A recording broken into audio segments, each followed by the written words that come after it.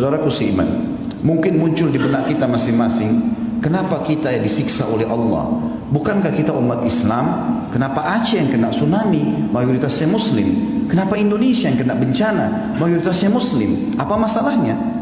Maka jawabannya renungi hadis-hadis ini teman-teman. Allah subhanahu wa ta'ala akan menghukum pelanggar-pelanggar tanpa melihat dia Muslim atau dia kafir.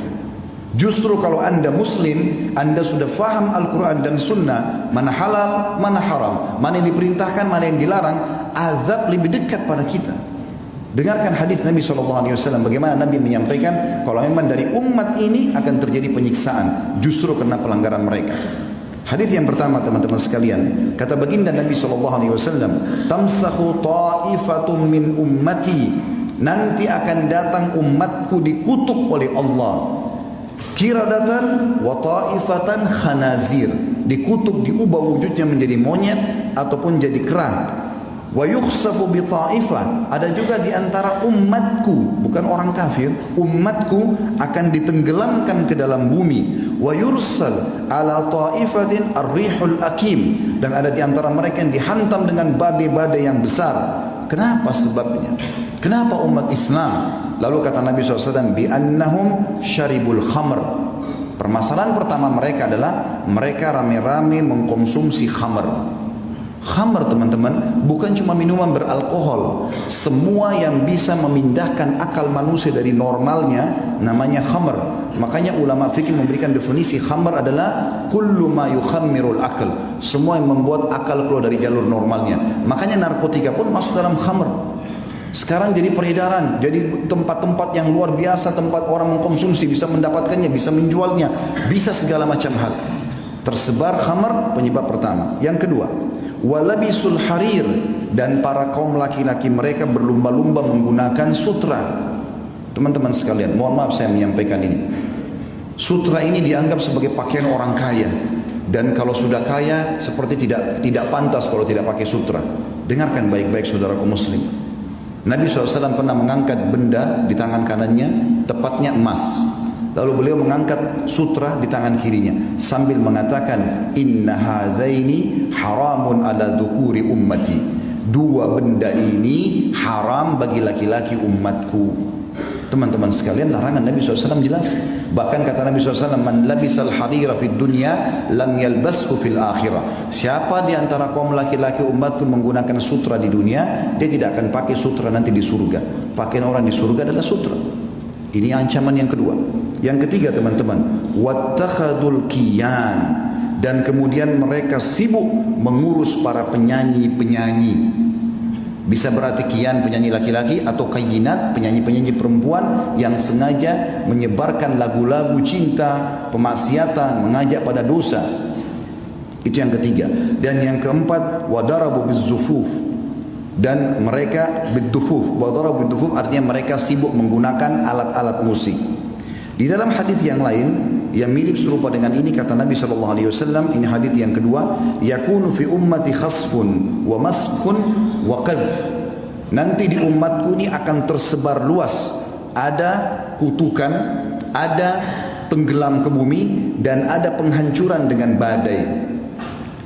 Qalat Aisyah radhiyallahu anha, wa hum yaquluna la ilaha illallah.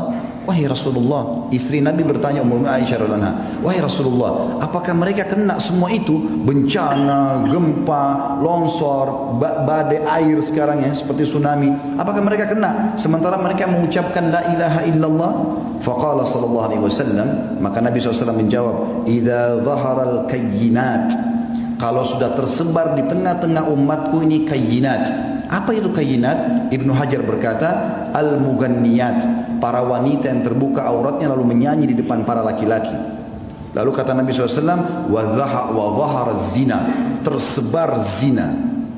Dan zina ini teman-teman Allah bilang dalam ayat yang lain, wala taqrabuz zina, jangan dekatin zina. Dan zina sekarang diubah namanya. Sekarang kita namakan hiburan. Orang ke diskotik, gelap-gelap, maka khamar sangat dekat dengan itu, dan khamar sangat dekat dengan perzinahan. Lalu dibahasakan dengan hiburan. Di sini sudah disebutkan oleh Nabi SAW 1400 tahun yang lalu penyebabnya. Kemudian selanjutnya dikatakan wasyuribatil khamr, dan diminumlah khamr-khamr, walubisal harir, dan kemudian dipakailah sutra-sutra. Kata Nabi SAW, kana dzak inda dzak. Kalau itu terjadi, pasti terjadi juga pada umatku. Yang ketiga teman-teman, kata Nabi SAW, idza amilat ummati khamsu asyrata khaslah. Kalau umatku sudah melakukan 15 perkara, halla bihimul bala, pasti nanti akan merata bala atau cobaan dan bencana pada mereka.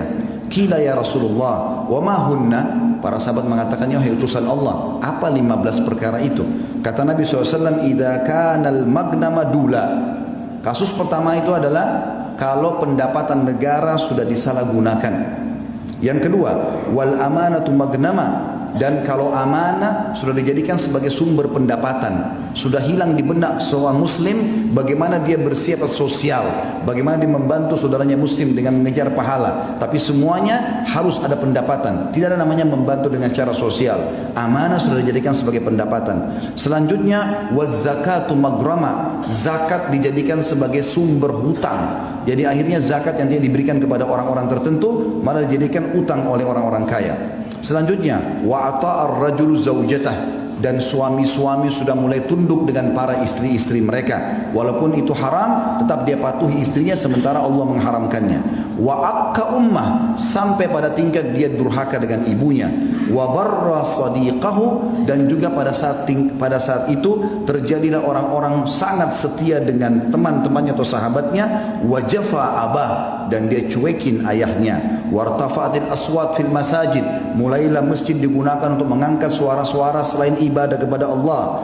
Wa kana zaimul qaum ardzaluhum, juga masuk dalamnya adalah kalau satu kaum sudah dipimpin oleh orang yang terbodoh di antara mereka. Wa akramur rajuli makhafata syarrah, dan muncullah orang-orang yang dihormati justru karena ketakutan saja, bukan karena kualitasnya. Jadi secara kualitas sudah hilang, ini hanya karena ketakutan masyarakat, maka terjadilah kepatuhan. Wa syuribatil khamr, dan diminumlah khamr. Wa lubisatil harir, digunakanlah sutra-sutra. Wa tukhidatil qiyan, dan para penyanyi menjadi idola dan rujukan. Wa la'ana akhir hadil umma awwalaha, lalu umat ini yang di akhir zaman sibuk melaknat dan menyala-nyalakan umat-umat yang pertama, maksudnya para sahabat Nabi. Ya, mungkin kita sudah tahu sama-sama ada sebagian kelompok yang mengaku Islam sengaja menghina-hina para sahabat Nabi ridwanullahi alaihim yang mestinya jadi rujukan. Maka kata Nabi SAW, fayartaqibu inda dzalik, maka pada saat itu mereka akan ditimpa rihan hamra, akan datang pada mereka badai yang membawa kemerahan. Sebagian ulama mengatakan badai pasirnya merah, atau mungkin badai yang mendatangkan kebakaran. Wa khasfan, dan mereka dikutuk. Wa khasfan itu ditenggelamkan di bumi. Wa maskhan